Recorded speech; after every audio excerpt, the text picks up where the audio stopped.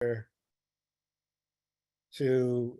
get to introduce Esmee. I can't remember exactly when we first met Esmee, but it was my privilege to be part of her dissertation committee along with Hester Lingsma and David van Klaveren. And I've gotten the opportunity to collaborate with her on that and with her on other projects involving Ben Wessler and our CPM registry, and also involving Jim Burke. Today, she is going to talk to us on personalized therapies for acute ischemic stroke, which is something near and dear to my heart. I think you probably know this, Esmee. My own career development award, which started in 2003, was on the same topic. I was interested in intravenous thrombolytic therapy. The field has changed so much since then, and I was just really delighted that Esmee kind of picked up on that thread and has made so much more progress than I did when, back when I was doing my career development award. So we're really grateful to Esmee for making time. You could see by the way she's dressed that she had other plans this evening. And as soon as she's finished, she'll get to go out because it's late in the Netherlands. So without any further introduction from me, Esmee, why don't you share your screen and start? Yes, I will. And I will stop my video because otherwise you will only see my forehead. Apologies for that.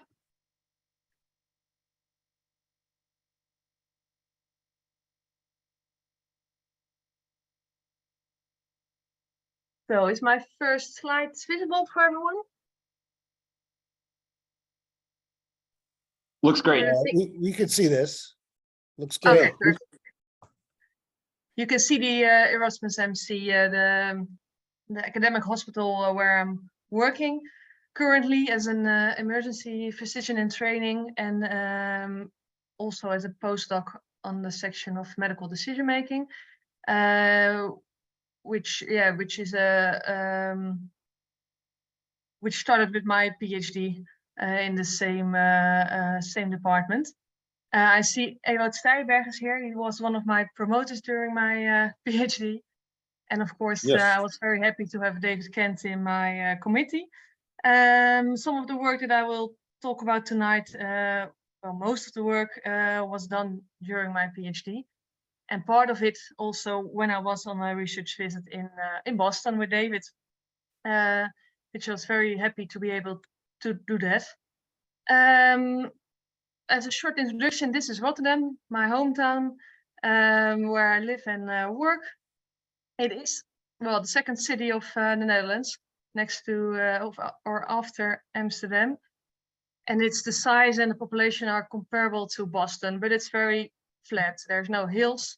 So this is like these folks, this is my way of transportation in the city, all by classical bike. Tonight I'm gonna tell you something about personalized treatment for acute ischemic stroke. I will start with some background information, as I don't know if all of you are a neurologist. I don't think so. So I'll start with some of that first. And then there's two main topics that I would like to address.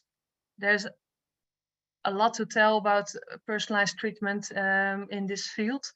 David already mentioned his model for intravenous thrombolysis, which is also very relevant at the moment since there is a worldwide shortage of the medication. But that's not something we're going to discuss tonight. We're going to discuss something else. I will tell you about it soon. So it's about ischemic stroke, which is caused by a thrombus or an embolus, which is a blood clot, and it blocks a part of an artery, and it blocks the flow to the brain, which leads to an infarction of that brain tissue.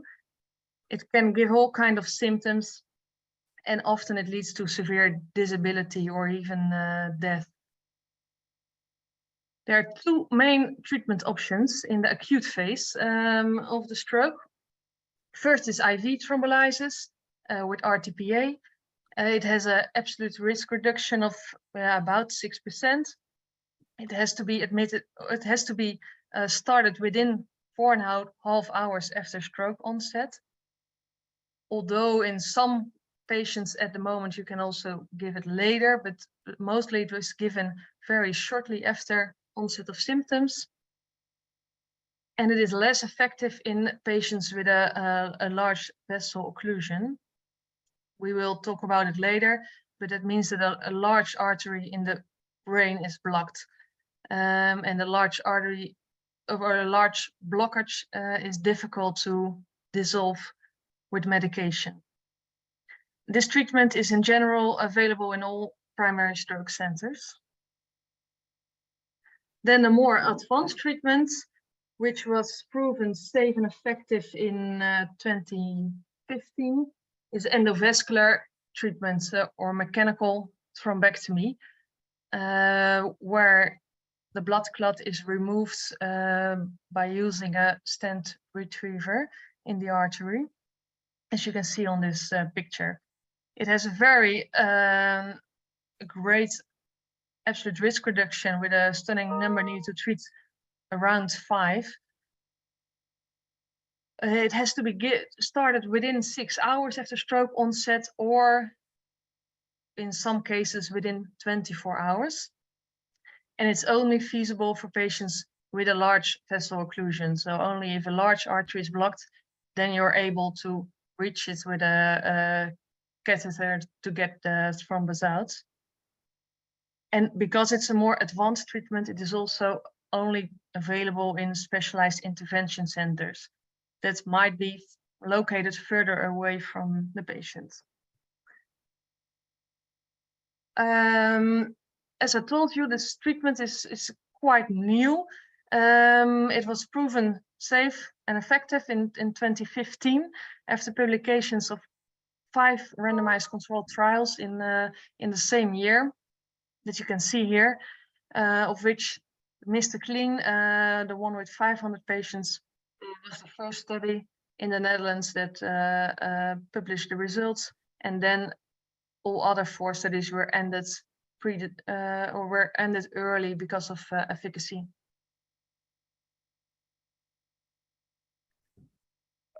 These trials have a large collaboration. They worked all together in the HERMES collaboration, and those 5 trials put all their data together for an individual patient data meta-analysis, in which more than 1,200 patients were included. Here you can see the main results.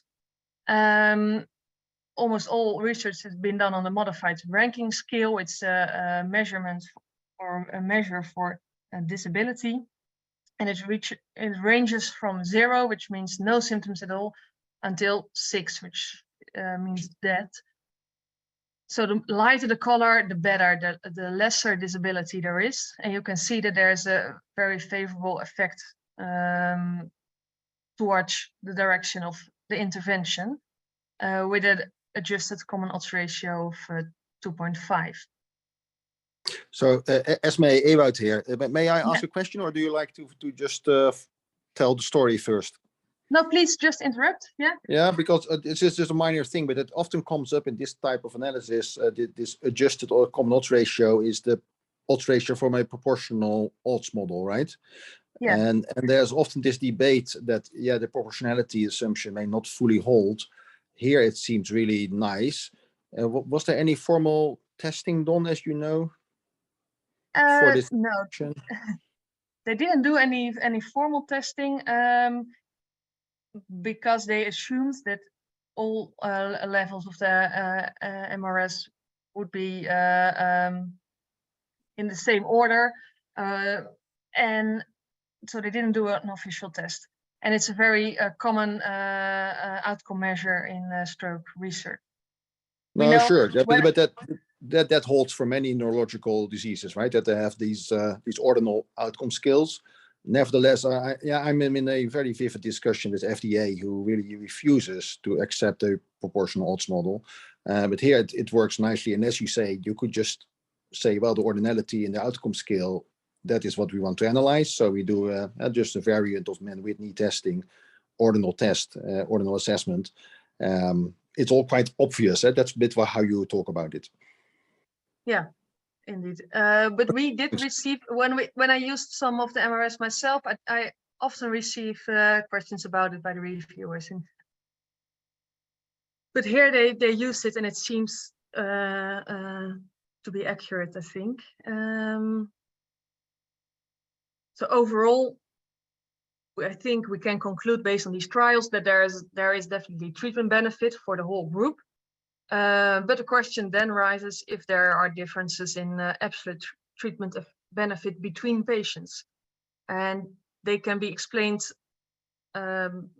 based on predictive effects or effect modifiers, variables that interact with the treatment, so that really change the treatment effect, or it can be just prognostic effects, so differences in baseline risk of patients.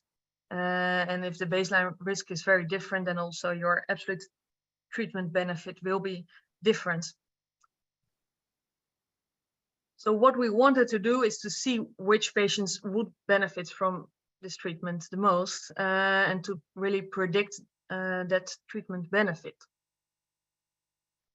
Well, how it's done often in clinical practice, or if you go from evidence to clinical practice, first you have the RCT, so you have a mean benefit of treatment for all the patients in the study, and then you want to go to a more personalized treatment to decide if the treatment is beneficial for the patient that you have in your room.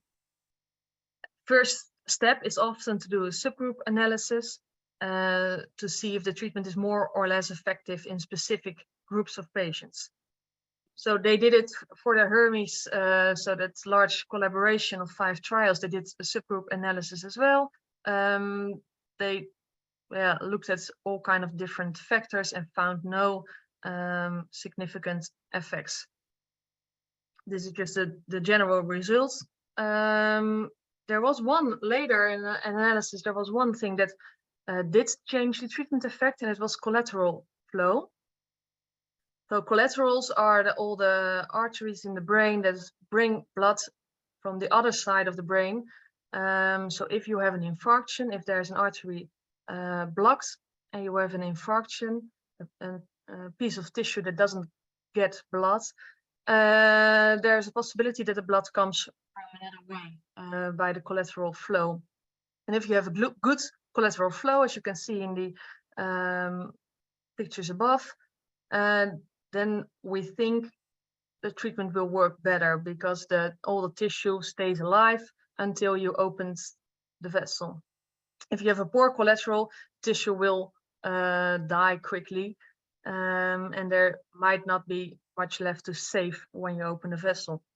So that's why we think it might be better if you have good collaterals. And here is also a subgroup analysis of the Mr. CLEAN trial, where you can see that for the low collateral grades, for example, grade 0, which is very poor collaterals, there was no treatment effect found. And in the group with the very good collaterals, grade 3, treatment effect, the odds ratio was even more than 3. So it suggested that people with good collaterals might benefit most. The question is if you can also say that people without good collaterals will not benefit, and I doubt that. There are some problems with those subgroup analysis, as described often before, but I will just go over it quickly. First, they only look at one variable at a time, so you might have very poor collaterals, but maybe if you're very young or you treat very fast, the treatment is still effective, and subgroup analysis will not account for that. Also, they often use false dichotomization, as you saw in the HERMES here. So, for example, groups of aspects that are just arbitrarily picked, and also the time window was cut in half, which not always makes sense. And although subgroup analysis only considering the relative risk and not the absolute risk of a patient. So when we want to know what the benefit is for individual patients, we need some more information. And for endovascular treatment of stroke patients, we developed Mr. Predict's model. First, we looked at all existing prediction models because, of course, you would like to have an existing model and just validate it. But there weren't existing models that took into account interaction with treatment. So that's why we made a new model, multivariable ordinal logistic regression model, with both prognostic effects, but also interaction with treatment. And we used the data from the Mr. CLEAN trial, which was the largest RCT with 500 patients. We tested for significance of all prognostic effects and all interactions, which, well, I will come back to that later. Our primary outcome was the modified ranking scale. As you can see here again, 0 means no symptoms at all, and well, increasing number shows increasing disability. And the treatment benefit was defined as the difference between the probability of good functional outcome, which is an MRS score of 0 to 2, with and without endovascular treatment. That was our own definition. I'm not going to talk. I'm not going to tell you all about the model selection process, but in the end we left with 11 main effects and with 3 interaction effects. Interaction with collateral score, which was, well, we assumed it already based on the analysis that I showed you before. We also saw an interaction with treatment. So after a while, after 6 or more hours of stroke onset, treatment might not be beneficial anymore because all the viable tissue is already gone. So that makes sense. But we also found an interaction with history of previous stroke. And we did all kind of analysis to try and find out why it was like that, but we couldn't explain it. And when we did external validation, and that I will show you the results of, we didn't find this effect either. So after all, we tried, we decided to remove this interaction from the model. And I think I've learned from that it's, well, those interaction effects are very sensitive for false positive findings, and it's better to only test them if you have really evidence based on or a clinical explanation why there would be an interaction. And in the end, we made this model, as you can see on the picture. Those are the 11 effects that were included, and we show outcome on the modified ranking scale with and without treatment to show the difference. And we also calculated the absolute treatment benefit with this model. Most important is, of course, to externally validate the model. So here you can see the C statistic, which shows the accuracy of the discrimination.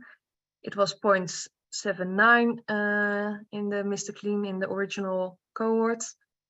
And then you can see we have 3 validations. First, in a small trial, a small old trial, which was called the IMS. Then in the HERMES, which was the collaboration of multiple trials. And then we did it in the Mr. CLEAN Registry, which is a very large nationwide registry, prospective registry in the Netherlands. And it includes all patients that were treated in clinical practice after publication of the 5 landmark trials. And you can see that the discrimination, the C statistics are quite fair. I think if you look at the MRS score 0 to 2, so good functional outcome, and if you look on the ordinal scale, ordinal MRS, it's a little bit lower. It's, yeah, I think it's more difficult to predict the whole ordinal MRS. And calibration. Well, I'm sorry to interrupt, but No I'm problem. kind of taking, you know, Ewout's lead. So,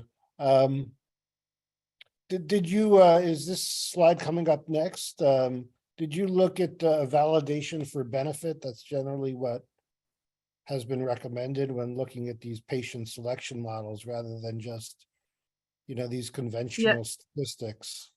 I Because have it at obviously you can get the very next good. slides Okay, great. a little bit about it, indeed. Because this, I think Esmee is first one to show something that is still looks reasonable. I stay a little bit positive and then I go to the fee for benefit, indeed. No, actually, there's still a slide in between, which shows the calibration. And the left figure is the calibration in the HERMES, so in the 5 trials. And the right one is the one in the CLEAN Registry after we've updated our model. And we updated it based on the HERMES data. And then you can see that the calibration improved on the CLEAN Registry. So that was a good thing. But indeed, this is only showing you the probability of a good functional outcome, an MRS of 0 to 2, but not treatment benefit. It's something else. First, we evaluated it in HERMES. By making this, well, it doesn't look very fancy, this plot, but it's the predicted benefit of all patients. You predict the treatment benefits, and then you divide them in 5 quantiles, which are represented with the dots. And then you look in the quantile what the observed benefit is. So between the difference between the treated and control patients. And you like to see something like the black line, of course. And here you can see that the group with the quantile with the lowest predicted benefit still had quite some benefits in the HERMES trials. So that's striking, I think, from this results. It might be because of patient selection in a trial. So if they had unfavorable characteristics, so they had a low predicted benefit, they might only be included in the trial if the investigator had a feeling based on other things that are not included in the model that the patient would benefit. So that might be an explanation, I don't know. And you can also calculate the C for benefit, which was described by David Kent and David van Klaveren. But that one is very low, as you can see. 0.53 is what we got, but it's also, when it's described in other models, it's also somewhere between 0.5 and 0.6. There's not a real definition of what a good C for benefit would look like, as far as I know. Or do you have any more information about that, Ewout? No, I think it's well, 0.53. Yeah, 0.5 is the reference. We agree on that, right? And that's what you would have if it's in a randomized study that's 50%. So you, after the trial, and you use this model, it's a probability interpretation, David, right? So 53%. So we've never gotten, we've looked at this in a number of trials, and it just never gets that high. And part of the reason it never gets that high is because I'm trying to remember, but the assumption is that conditional on, I think the assumption is that conditional on the variables in the model, there's no other differences in the patient pairs, that, because it's based on patient pairs, not on individual patients. And, I know I'm not explaining it completely well, but the ceiling for C for benefit is not very high. You just very rarely see anything as high as 0.6. Could be, it's just harder to predict benefit than it is to predict outcome risk. Yeah, that was well, very clear by this, I think. We also wanted to evaluate it in the other validation cohort, which was the CLEAN Registry. But the problem is that cohort, consists of only treated patients, so there are no control patients. So you can never calculate something like the observed benefit because there is no control. So we did something else to try and find out or get a feeling about that treatment benefit prediction. What we did was we calculated the predicted treatment benefit of each patient. Then we divided them in 3 groups, those with a low predicted treatment benefit, moderate, and high. And then we looked of those patients, we looked at the effect of the treatment based on reperfusion. So was the blood vessel, was it open after the treatment or not? It's a technical outcome measurement, but it's, if it didn't open if they didn't open the vessel, you would assume that the treatment makes no sense. So we tried or assumed that was similar to a control patient. And then we see in the group with low predicted benefit that there's no difference between patients with and without successful reperfusion. So it might indicate that there's not a lot of treatment benefit. And in the other groups, the higher groups, you see that there is a larger difference. But this is very, it's not a very robust analysis, of course. It was just to get some insight, I think.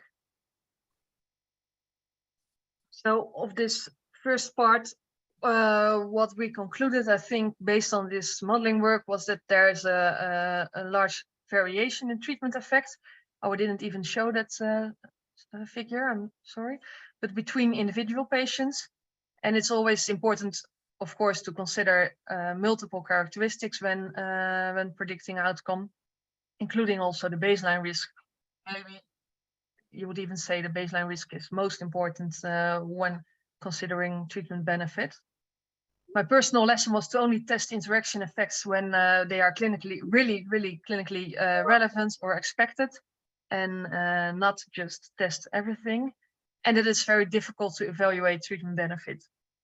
And there's no good way, I think, nothing better at the moment than using the C for benefit and trying to make those figures. And maybe it's good to realize that predicting treatment benefit is just very difficult as well.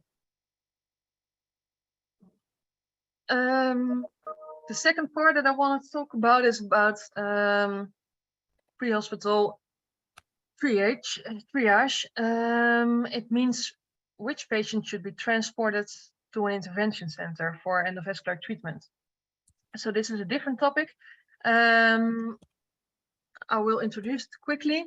Time is brain. That's the most important thing that we learn in the stroke community. So here you can see you have the ischemic score, the tissue is already dead, and there's a whole area around it that is still vital, and it can still be saved when you open the vessel in time. If you don't treat the patient, there will be around 2 million neurons every minute that die. And if you treat the patient, open the blood vessel, you might limit this area of damage. So it's very important to do it quickly. Here you can see a figure about thrombolysis, so RTPA. It shows the odds ratio of treatment, and how it declines over time with a significant interaction effect. And you can see that the odds ratio is highest when you're very early after stroke onset, and after 5 hours, it's expected not to be relevant anymore. And the same figure is also made for endovascular treatment. Here you can see the common odds ratio. for the effect on outcome, and you can see that it also declines over time. And based on this and other analysis, they decided first that it's not beneficial anymore to treat a patient after 6 hours. So, apologies. So it's important to treat the patient fast and to treat the patient that is eligible for endovascular thrombectomy in the intervention center, because that's only possible in the intervention center. Well, here on the right, you can see a map of the Netherlands. And you can see all the black dots that are primary stroke centers, and the red crosses are the intervention centers where you can have a thrombectomy. And as you can see, they are, well, pretty divided. So it's always a difficult decision for an ambulance to which hospital they should go. We had a look at the CLEAN Registry. So that was the prospective registry in the Netherlands with all patients treated with thrombectomy. And we saw that more than half of the patients, 45% of the patients, were transferred from a primary stroke center to an intervention center for the treatment. And that caused delay, approximately an hour delay.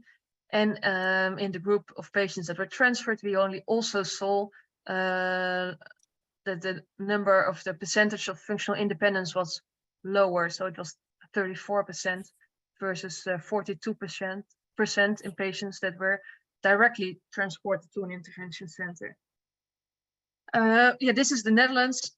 There was also the status registry was performed in the US, and it showed similar effects, even a larger delay due to the large distances in the US. So what is important when you're in the pre-hospital phase is the decision whether to go to a primary stroke center for rapid thrombolysis and then transfer if you have a large vessel occlusion, or go to the intervention center directly. So you can have a thrombectomy directly and you're avoiding those transfers. But of course, it also has some drawbacks because it's inconvenient for the patients. They go to a center that's far away. The relatives have to travel. There might be crowding at the intervention center due to the higher numbers of patients that are presented there. And thrombolysis or treatment with RTPA, it is delayed. And this is especially important when you don't have a large vessel occlusion stroke, because then you cannot receive a thrombectomy and you only depend on the effect of the thrombolysis. So you don't want that delay. So to make the decision to which center to go, it makes sense that you need to know something about the presence of the large vessel occlusion, because that is an indication of the treatment eligibility. So preferably you would like to have a pre-hospital LVO detection. Unfortunately, that is not possible. Well, it might be possible in the future. A large vessel occlusion is seen on a CT scan that is made with contrast that is injected in the arteries. You can see the picture here on the right, and you can see that the white is the arteries, and you can see that the contrast is not continuing. So there's a stop. But this is only visible on the CT scan that is made in the hospital.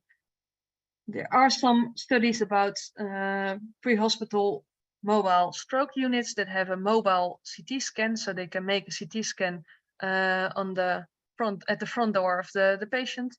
But that's something that I won't go in further today. But normally you don't know the presence of a large vessel occlusion. However, you can estimate the likelihood of the large vessel occlusion based on clinical symptoms.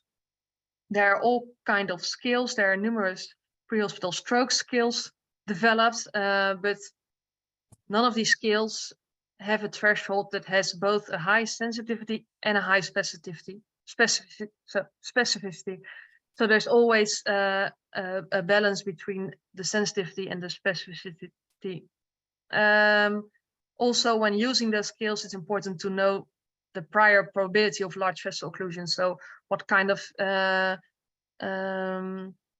population do you have in the region?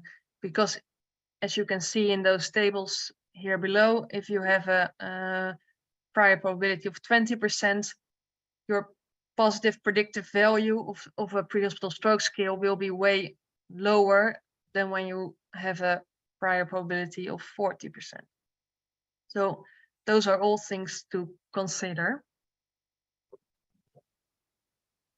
We did a prospective observational study in the Netherlands, the PRESTO study, with patients transported with a suspected ischemic stroke. And the ambulance staff was doing some exams to find out those different pre-hospital stroke scales.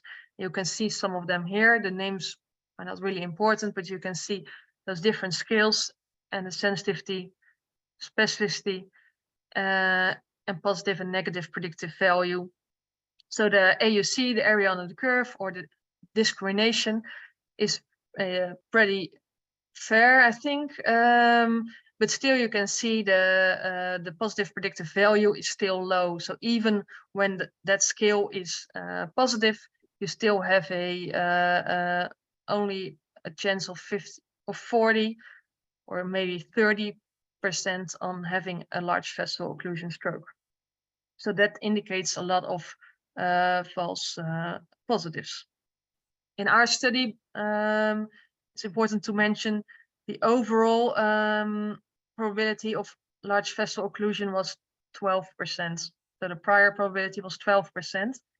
And that was mainly due because of a high number of patients with stroke mimics or TIAs.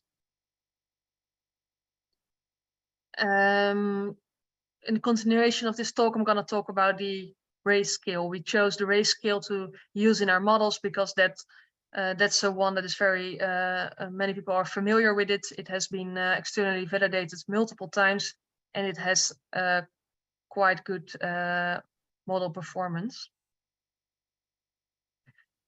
So we integrated this scale in a decision model, because if you want to see what's the best for an individual patient, go to the nearest hospital or go to an intervention center, you need to include more things than the pre-hospital stroke scale only. In that model, we also had a timeline, the time since stroke onset. We had the transportation times, so the driving time from scene to the different hospitals. And we also had included workflow characteristics of the hospitals. So the time from hospital door to treatment. And if you need to be transferred, an important time is the door in, door out time. So the time that you arrive in the first hospital until you go out of the door and go to the second hospital. So those were all included in the model. And the output was the percentage or a number of patients with a good functional outcome. Yes, first I did a little bit of, I used this model a little bit for the region of Massachusetts. Of course, when I was in Boston, it was interesting. It's an old map, I didn't update it, so I don't know if it's still okay, but here you can see all the hospitals in green, and you can see that there are only 5 red dots in Boston in the city center. Those are providing endovascular treatment. And when I modeled it based on the driving times in this region, here you can see what happens. So in the dark blue area, first I'm going to look at the right around Boston. The dark blue area means that you have to go to the intervention center when the race score is 2 or higher. So it's a very low threshold. And you can see when you're farther away from the intervention centers, the thresholds gets higher. So you get a threshold of 5 or 7. And in some regions, it's always better to just go to the nearest hospital.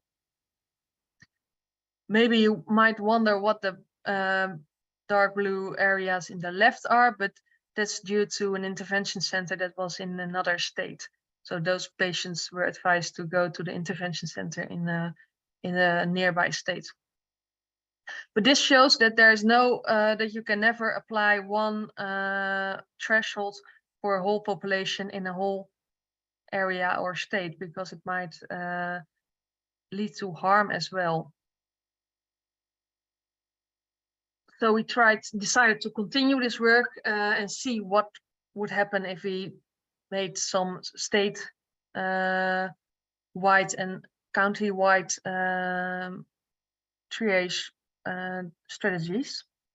So this was the paper that we published, and it was about the decision tree model that I already told you about, and we combined it with a geographic information system. It calculates the distances, and it calculates transportation times and most optimal times. And then we modeled separate strategies. We modeled the strategy to always go to the nearest hospital, no matter what. And on the other side of the spectrum, to always go to the intervention center. So those are the two outliers, of course. Then we also modeled the advice according to the AHA algorithm at that moment, because now it's changed. But at that moment, the advice was to only go to the intervention center if the pre-hospital stroke skill is positive, so you suspect a large vessel occlusion, and the total time to the intervention center is less than 30 minutes. We also analyzed some adjusted algorithms where we didn't take the total time of less than 30 minutes, but an additional driving time of less than 30 minutes. So it means that if the primary stroke center is far away, but the intervention center is a little bit further, then you can still go there. So we tried to model those strategies, and as an outcome, we took the annual number of patients with a good outcome. And here you can see the preferred strategy. I didn't have time to put all the numbers and the tables in, but this is the preferred strategy per state. So for every state, we calculated what would be the optimal strategy to get as many, reduce the number of disability and death as much as possible. And you can see that, well, only the black dots are the intervention centers, by the way. There are too many primary stroke centers to show on this map. But you can see the distribution of the intervention centers. And you can see that, well, only 3 states have as the preferred strategy to always go to the nearest center, because the intervention centers are so far away, it might not be beneficial to go there. And most of the states preferred the strategy of the modified algorithm without time limit, which means that if the race scale is positive, you always go to the intervention center, no matter what the distance is or the additional distances. And there were no states where you should always go to the intervention center. Well, that makes sense, I guess. We try to, I don't know if you can see this very well, but we also did this on a county level because it might change a little bit. And as you can see, it's more granulated effect here, but still it shows the same pattern.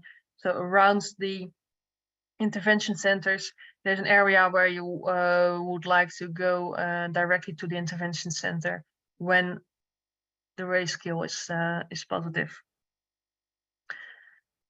We I don't have these numbers, but we calculated that by implementing the AHA algorithm nationwide, you save approximately 1,000, I guess it was. I will have a look at it. On a 600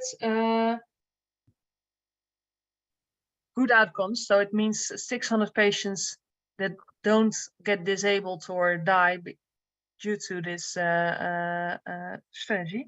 And if you use the modified algorithms, which are more beneficial, you can even save up to 1,500 patients every year. So it's a huge effect. I'm almost done because I think might run out of time, but it's running into the end of the presentation.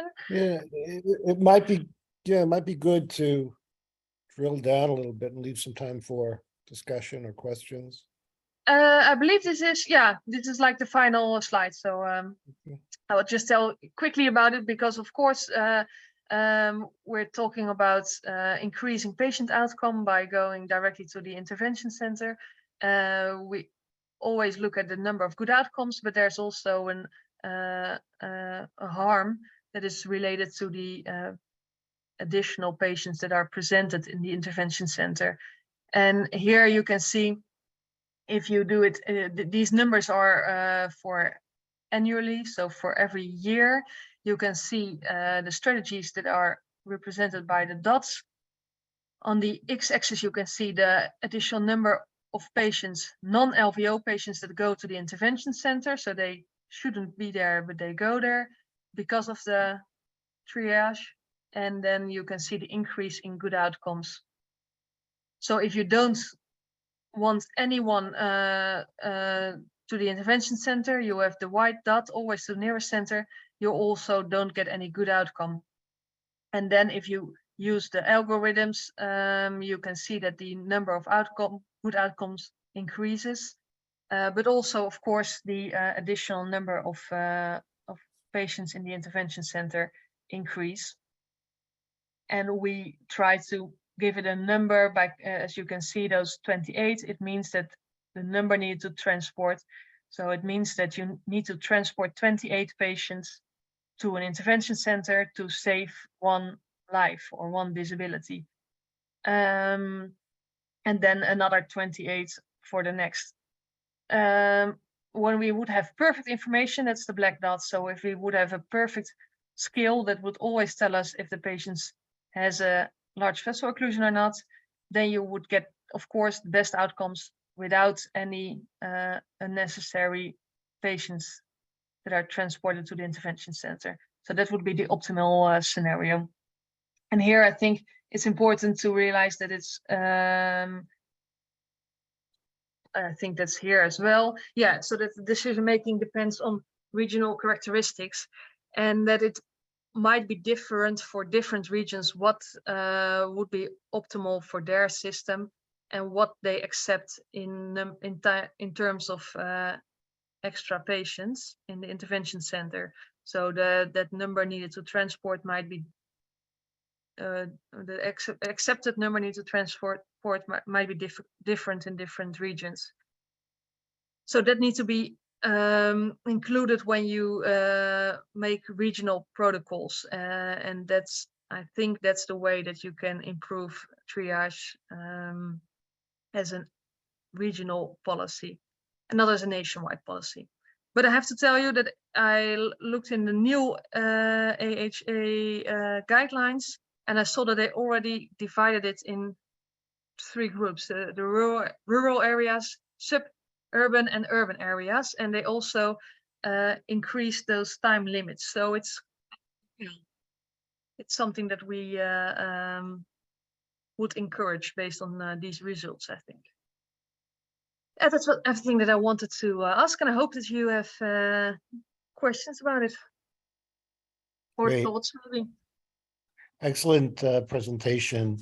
We will open it up to questions, but before we do, I just want to, one thing that seems a bit surprising and might be a little, I'll say, confusing to some listening in. It seems like these scales, by our usual measures, performed quite poorly when we looked at sensitivity and specificity. So the race score doesn't seem very, very predictive about who has LVO and who doesn't have LVO.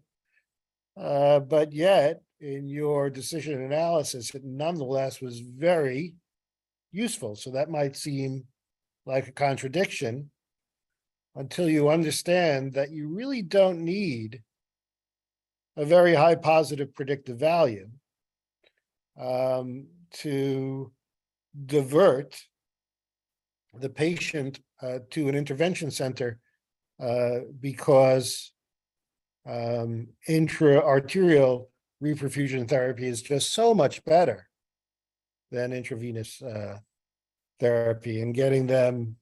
And I don't remember exactly, Esmee, but you probably do.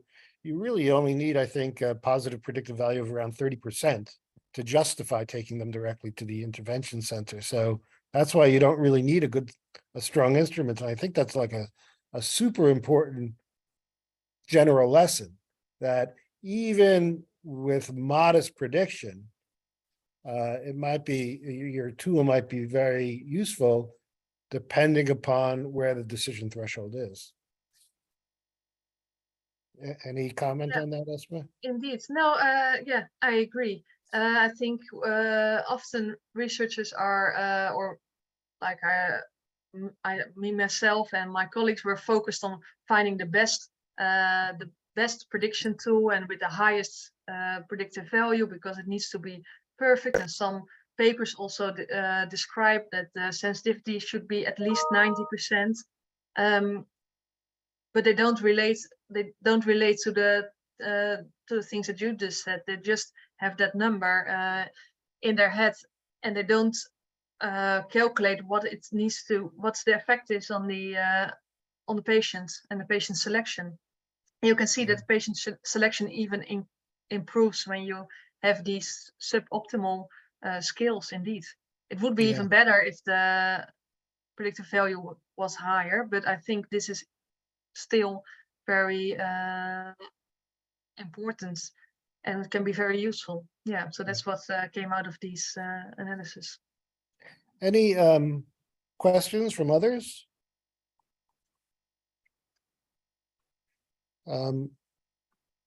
If not, I also have a question, a similar question about the intra-arterial thrombectomy. The prediction. When I think I looked at that problem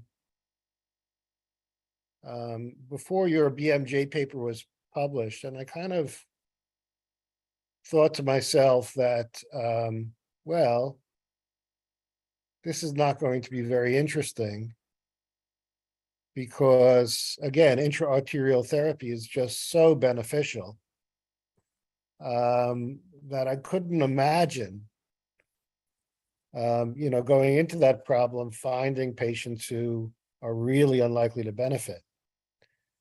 Generally, when we look at a problem, we like to see some, marginal benefits on average, some really important effect modifiers that are fairly well established. Or if you don't have, or if you have a good benefit, you want to know that there's treatment-related harm, really serious treatment-related harm. So I don't know, can you evaluate your the project and your results in light of those kind of prior thoughts and the results you got? Do you think you really identified people who don't benefit, or do you think that the benefit is so great on average that it was just very, very hard to identify patients who might be harmed or are unlikely to benefit? Yeah, I think the latter. So I think the overall benefit is very high. And when I started this project, I didn't thought about it as deeply as you did. I just thought, well, we can see, we can predict benefit, who needs to be treated and who doesn't need to be treated. But indeed, we didn't find patients with definite harm based on the treatment. When we try to apply the model on patients that were included in clinical practice, then we estimated a little bit of harm, like -1% risk reduction, absolute risk reduction, in approximately 2% of the patients of the whole population. And then you're talking about very old people with poor collaterals, a large ischemic core, high stroke severity. But still then the harm was, as I told you, very little. It was only -1% or something around that. And there's still, I think, too much uncertainty around it to say we're not going to treat the patient. So in clinical practice, I think nobody uses this model to select patients for treatment. In general, we just treat patients. We only think it might be useful, for example, if you need to transfer a patient and you're in doubt and you think, well, the chances are very small for this patient and the transfer is 2 hours, then you could use it as an additional argument if you calculate and you see that there's no benefit to be expected. Great. I just want to give Michael a chance. He wrote a question in the. Mike, maybe you could ask your.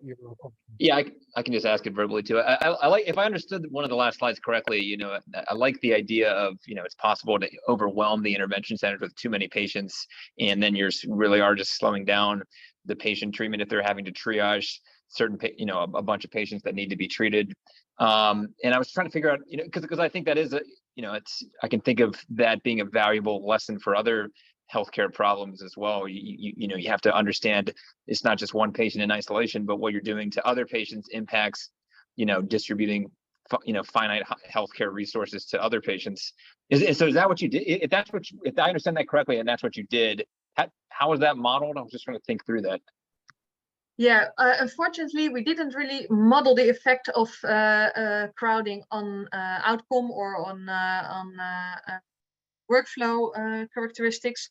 We just measured the number of patients that were additional patients that were presented at an intervention center to show something about the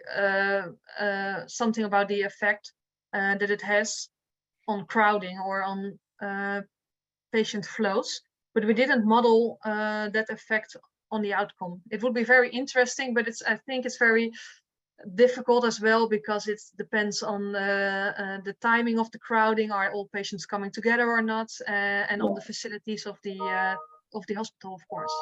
Yeah, I think they have techniques that are under the label of discrete event simulation. So it's a totally different type of method that you'd have to incorporate to get that aspect of timing. Yeah, I read something about the waiting list experiment and simulation that you could try on this problem, but we didn't do it yet. No. Well, Esmee, that was great. I really enjoyed it. I hope others did. Thank you again for making time. And, you know, we won't keep you from your activities this evening. And thanks to everybody for attending. We really appreciate it. Thank you. It was nice to have an opportunity to talk here. And as you can see, it's getting dark here, so we'll Okay. go out. Yeah, have fun tonight, Esmee. Take care. Wish you all a good Friday. Bye-bye. Bye-bye.